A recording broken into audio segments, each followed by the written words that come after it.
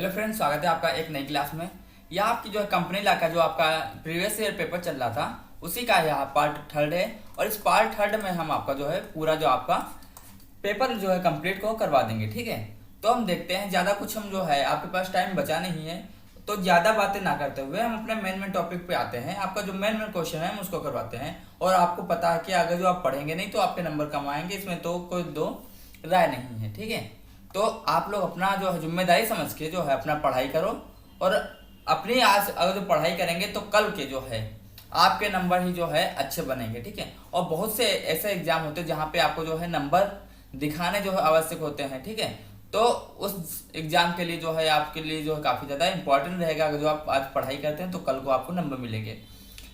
ये बात अलग है कि कहने की होती है कि नंबरों से क्या होता है, लेकिन नहीं, जहाँ पे आपका जो है मान लीजिए आपका क्लैट है तो क्लैट जो है इसमें है तो इसमें जो है आपका परसेंटेज एक लेवल तक मांगता ही है। इतने परसेंटेज पे अगर जो होगा तभी आप ये फॉर्म भर पाएंगे, वरना आप भर ही नहीं पाएंगे ना।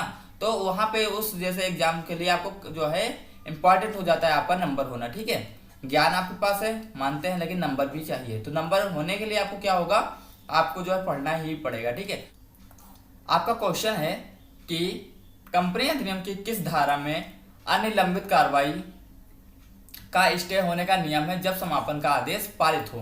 तो लंबित कार्रवाई मतलब जो आपकी कार्रवाई जो है आपका जो है वाइंडिंग अप होता है उसको लंबित कार्रवाई करते हैं। मतलब जो प्रोसीड होता है, ठीक है, प्रोसीडिंग जो आपका जो चीजें चल रही होती है, जैसे आपका जो है कोई केस है तो कोर्ट में चल रहा तो वो आपका लंबित में होता है। ठीक है, तो वहां पे किस धारा में बताया गया है। ठीक है, तो आपका ऑप्शन है 281, 279, 215 या धारा 209।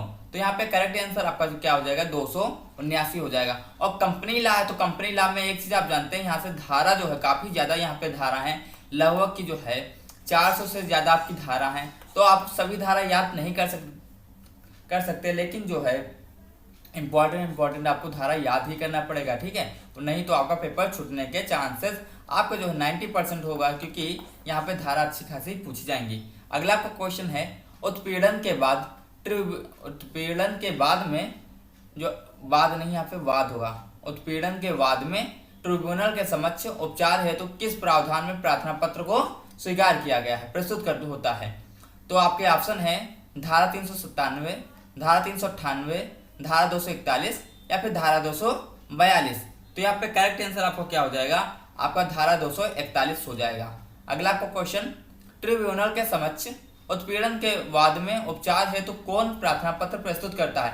अब जो है ट्रिब्यूनल के जो है उपचार अगर जो आपको पढ़े होते तो आपको धारा भी पता हो जाती और आपको कौन प्रस्तुत करता है ये भी आपको पता हो जाता। तो यहाँ पे क्या है, आपका जो है अंशधारक होगा, निदेशक होगा, लेनदार होगा या फिर कर्मचारी होगा। तो कुछ भी है, तो यहाँ पे जैसे कोई कंपनी है तो कंपनी में जो है कोई कर्मचारी क्यों आपके लिए कुछ करेगा, कर्मचारी अपना काम करता है, अपनी सैलरी लेता है, कर्मचारी का कोई मतलब ही नहीं रहता है। ठीक है, तो कर्मचारी तो वहां पे नहीं ही होगा। ठीक है, अब ये 3 है तो यहाँ पे आपका करेक्ट आंसर आपका अंशधारक होता है। ठीक है, अगला आपका क्वेश्चन है, कंपनी अधिनियम 2013 के अंतर्गत विशेष न्यायालय के गठन है तो कौन अधिकृत है। ठीक है, राज्य सरकार, कंपनी रजिस्ट्रार, उच्च न्यायालय या फिर केंद्र सरकार। अब आपका क्या है, विशेष न्यायालय, विशेष न्यायालय। ठीक है, विशेष न्यायालय देखो राज्य सरकार, उच्च न्यायालय, केंद्र सरकार, ये 3 चीजें जो हैं ये आप पहले से सुने हुए हैं। ठीक है, आपका विशेष न्यायालय में आएगा तो विशेष न्यायालय में क्या हो जाएगा, आपका कंपनी रजिस्ट्रार जो है रजिस्ट्रेशन वगैरह करता है, राज्य सरकार या उच्च न्यायालय। तो यहाँ पे ये तीनों आपका नहीं होगा। ठीक है, आपका ऑप्शन डी केंद्र सरकार हो जाएगा, क्योंकि आपकी कंपनी जो है आपका जो है मोनो स्टेट में जो है स्टैब्लिश हो सकती हैं। ठीक है, तो वहां पे आपका जो है केंद्र सरकार के लिए वो चीजें हो जाती हैं। अगला आपका क्वेश्चन है, कंपनी अधिनियम 2013 के अंतर्गत गठित विशेष न्यायालय किस प्रावधान में गठित किया गया है। अब विशेष न्यायालय का जो आपको पढ़े होते तो वहां पे केंद्र सरकार भी पता होता और आपका जो है धारा भी आपकी 435 आपको पता होती। ठीक है, अगला आपका क्वेश्चन है, विशेष न्यायालय के आदेश के विरुद्ध अपील सुनने का अधिकार किससे होता है। अपील सुनने का अधिकार किसे होता है, जिला जज को, कंपनी मामलों का मंत्रालय, उच्च न्यायालय या फिर भारत सरकार की विधि मंत्री को। तो यहाँ पे करेक्ट आंसर आपका क्या हो जाएगा, उच्च न्यायालय। ठीक है, और अपील सुनाने का अधिकार किसे होता है। ठीक है, सुनने वाले तो आप लोग होंगे, जिनकी वो कंपनी होगी वो सुनेंगे, और सुनाएगा कौन? उच्च न्यायालय। विशेष न्यायालय द्वारा मामलों के निस्तारण में किस विधि का प्रयोग किया जाता है? ऑप्शन 1 भारत विशेष न्यायालय द्वारा। ठीक है, तो इसमें जो है किस जो है विधि का प्रयोग किया जाएगा?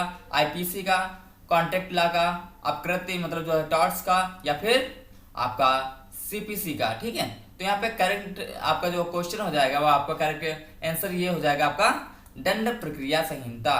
विशेष आपका विधि में जो है दंड प्रक्रिया संहिता का प्रयोग किया जाएगा।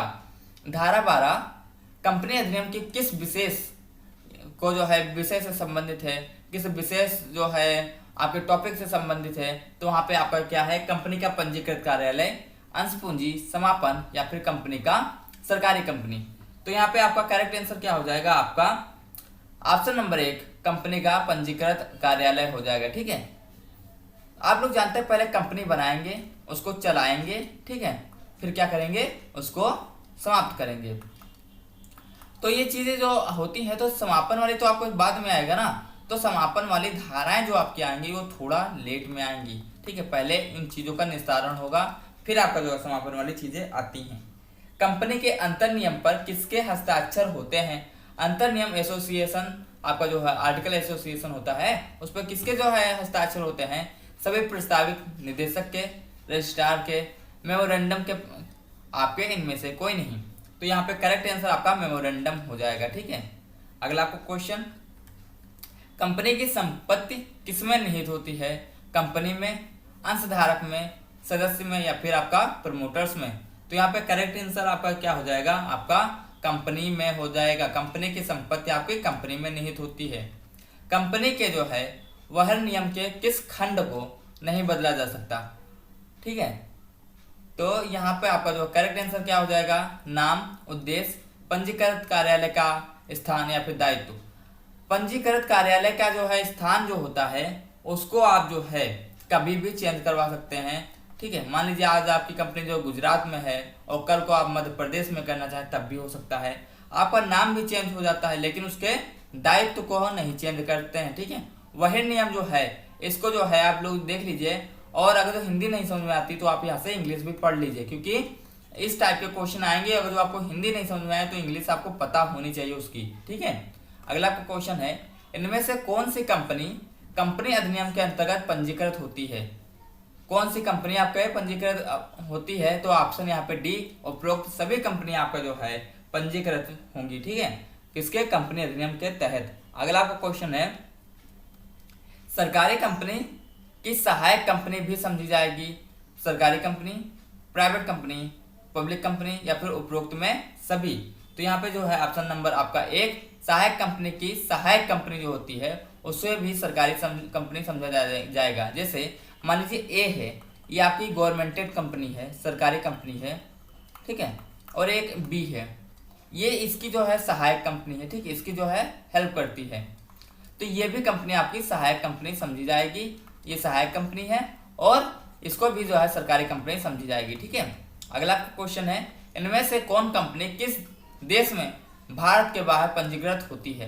प्राइवेट कंपनी, विदेशी कंपनी, सरकारी कंपनी, पब्लिक कंपनी? तो आप लोग जान गए होंगे कि बाहर जो है पंजीकृत होती है मतलब आपका विदेशी कंपनी हो जाएगा। अगला क्वेश्चन, कौन व्यक्ति है जो कंपनी का प्रतिपादित करने का कार्य करता है? ठीक है, तो यहाँ पे क्वेश्चन होगा कि जो है वह जो है कौन सा व्यक्ति है जो कंपनी का प्रतिपादित करने का कार्य करता है? तो आकांक्षक, प्रस्तावक, या फिर आपका जो प्रमोटर, या फिर निदेशक, या फिर वित्तदाता? तो यहाँ पे करेक्ट आंसर आपका जो है प्रस्तावक या फिर आपका प्रमोटर हो जाएगा। ठीक है, प्रतिपादित करता है मतलब आपका यहाँ पे जो है उसकी परफॉर्मेंस, उसकी जो है उसके लिए जो वर्क करता है वह कौन करेगा ज्यादा? आपका जो पहले जो कंपनी होगी उसको जो है उसको बढ़ाने का काम कौन करेगा? आपका प्रमोटर ही करेगा ना। कंपनी अधिनियम 2013 के अंतर्गत किस धारा में लाभांश का जो है उल्लेख है? तो लाभांश का जो है उल्लेख आपका जो है धारा 123 में देखने को मिलता है। ठीक है, ये सब अगर जो धाराएं नहीं आपको जो है आती हैं, ठीक है, तो टेंशन लेने की कोई बात नहीं है। आपको जो है जो बताया जाए उस पर आपको थोड़ा ध्यान देना है। ठीक है, और अगर जो आप चाहें, ठीक है, तो आप जो है इस नंबर पे कांटेक्ट करके जो है पीडीएफ वगैरह की जो है डिटेल वगैरह आप ले सकते हैं। ठीक है, 7007545536। ठीक है, व्हाट्सएप नंबर पे आप कांटेक्ट कर सकते हैं या फिर आप डायरेक्ट एसएमएस कर सकते हैं। ठीक है, मान लीजिए जो है व्हाट्सएप नंबर जो है वहाँ पे जो है कुछ देर के लिए जैसे बंद है, मान लीजिए आपका जो है 2 घंटे से कोई ऑनलाइन नहीं आया है उस पर, तो आप डायरेक्ट जो है एसएमएस कर दीजिए, आपको जो है रिस्पांस मिल जाएगा। ठीक है, अगला आपका क्वेश्चन है, इनमें से कंपनी अधिनियम 2013 किस धारा में बोनस अंश का प्रावधान दिया गया है? ऑप्शन 1 धारा 45, ऑप्शन बी धारा 92, ऑप्शन सी आपका धारा 62, ऑप्शन डी धारा 63। तो यहाँ पे करेक्ट आंसर आपका धारा 63 हो जाएगा। बोनस अंश को धारा 63 में बताया गया है और लाभांश को 123 में, 1, 2, 3 में। ठीक है, अगला आपका क्वेश्चन, कंपनी अधिनियम 2013 के अंतर्गत इनमें से किसी नई श्रेणी की कंपनी की प्रस्तुत किया गया है? ऑप्शन 1 सार्वजनिक निजी साझेदारी को, ऑप्शन बी 2 व्यक्ति कंपनी को, ऑप्शन सी 1 व्यक्ति कंपनी, ऑप्शन डी उपरोक्त में से कोई नहीं। तो यहाँ पे करेक्ट आंसर आपका क्या हो जाएगा? 1 व्यक्ति कंपनी। जो एक पर्सन होता है अपनी कंपनी को स्टेबलाइज करता है, वह 1 व्यक्ति आपकी कंपनी होती है।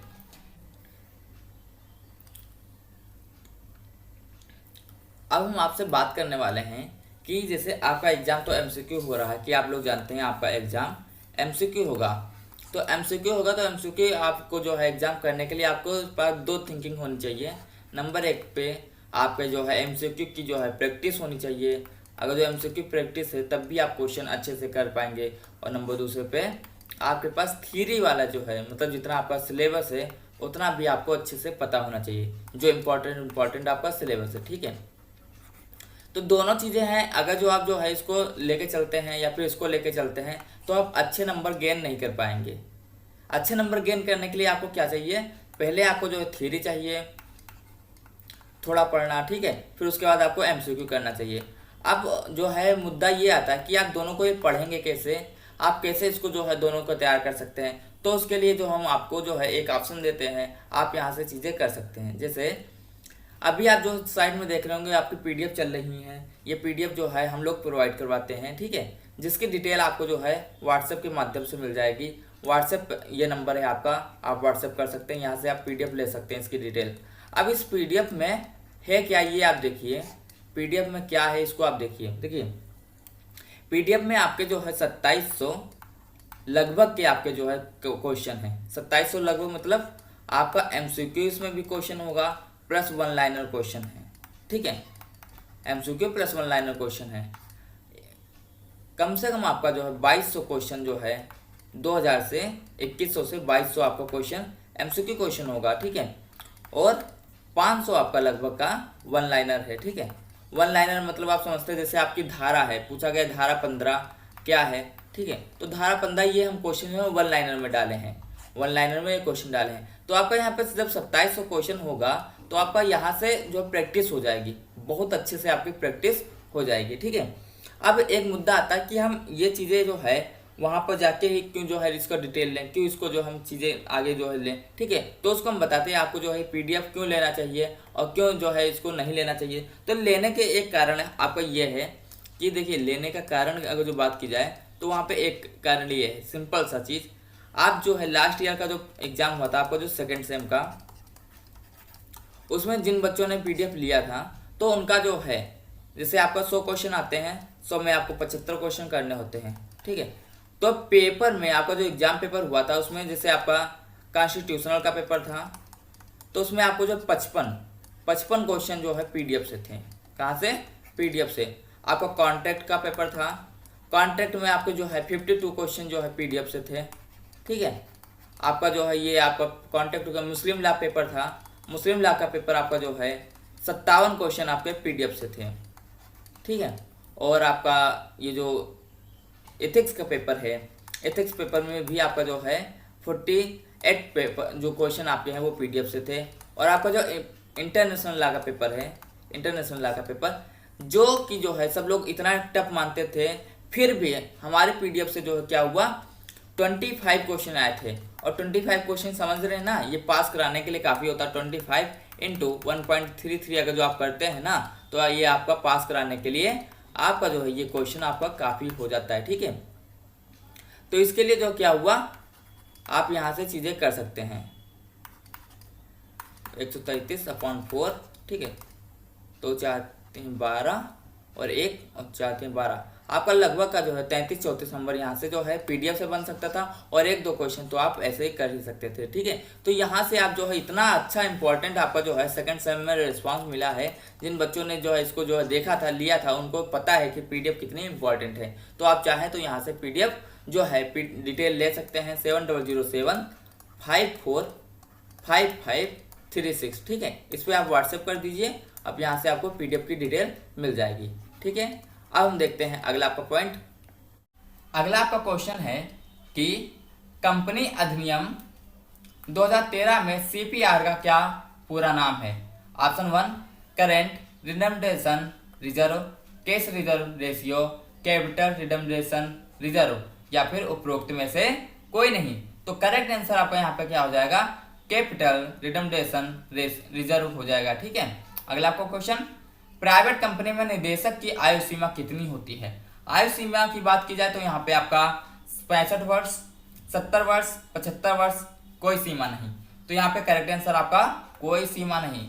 यहाँ पर भी राजनीतिक जो है पार्टी की तरह होता है, जैसे वहाँ पर राजनेता होते हैं, उनकी कोई सीमा नहीं होती ना, कि आप कितनी भी उम्र तक चुनाव लड़ सकते हैं, वैसे भी यह भी है।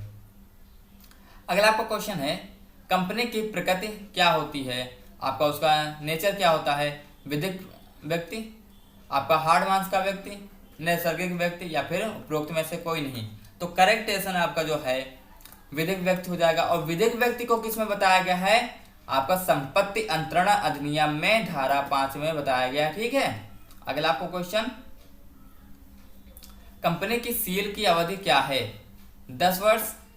यहाँ पे धारा 5 जो है और धारा 6 है, ये दो चीजें हैं। धारा 6 में वो चीजें हैं कि क्या चीजें जो है अंतरित किया जा सकता है, ठीक है। और धारा 5 में आपका जो है ये चीजें बताई गई हैं। और यहाँ पे एक चीज, आप संपत्ति जो है वो जो आपका है प्रॉपर्टी में, वो वहाँ की भी धाराएं काफी ज्यादा इंपॉर्टेंट आपके लिए होती हैं।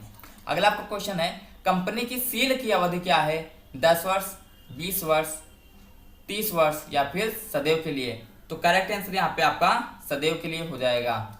अगला आपका क्वेश्चन, समापन का आदेश पर क्या कंपनी पूरी तरह समाप्त हो जाती है। ऑप्शन नंबर 1 हाँ, नहीं, निलंबित, ऊपर से कोई नहीं। तो करेक्ट आंसर आपका क्या हो जाएगा, ऊपर से कोई नहीं, ठीक है। अगला आपका क्वेश्चन, कौन इनमें से कंपनी का निदेशक नियुक्त हो सकता है। एक व्यक्ति, एक संस्था, एक फर्म, या फिर एक समूह। निदेशक की बात की जाए तो वहां पे क्या हो जाएगा, आपका जो है इंडिविजुअल जो है पर्सन आपका नियुक्त होता है। अगला आपका क्वेश्चन, इनमें से किस दशा में निदेशक की नियुक्ति हेतु निदेशक मंडल अपने अधिकारों का प्रयोग कर सकता है। ऑप्शन 1 यहाँ पे अतिरिक्त निदेशक, ऑप्शन बी अस्थायी रिक्त स्थान की पूर्ति, ठीक है, मतलब जो वहाँ पे आपका जो है वहाँ पे आपकी जो है कैजुअल वैकेंसी होगी उसको फिल करेगा, या फिर पूरा निदेशक, या फिर आपका उपरोक्त सभी। तो करेक्ट आंसर आपका यहाँ पे उपरोक्त सभी, ठीक है।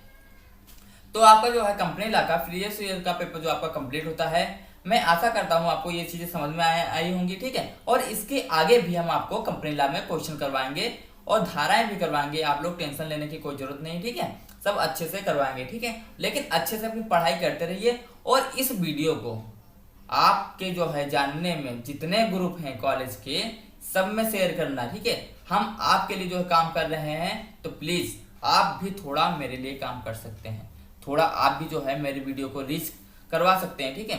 तो दोनों तरफ से चीजें अगर जो बनी रहती हैं तो काफी ज्यादा बेहतर रहेगा, हमें भी मोटिवेशन मिलता है कि चीजें अगर जो आगे बढ़ती हैं, वीडियो ज्यादा देखा जाता है, तो हमें भी उस चीज से काफी मोटिवेशन मिलता है। तो आपकी जो है ये थोड़ी सी रिस्पॉन्सिबिलिटी मेरी तरफ से जो है एक जो है अपना छोटा भाई समझ के ही जो है कर दीजिएगा कि हाँ इस वीडियो को शेयर करना है, ठीक है। लाइक, शेयर और कमेंट, सब्सक्राइब, ठीक है। थैंक यू आज के लिए, और अपना ध्यान रखिए, पढ़ाई अपना जारी रखें।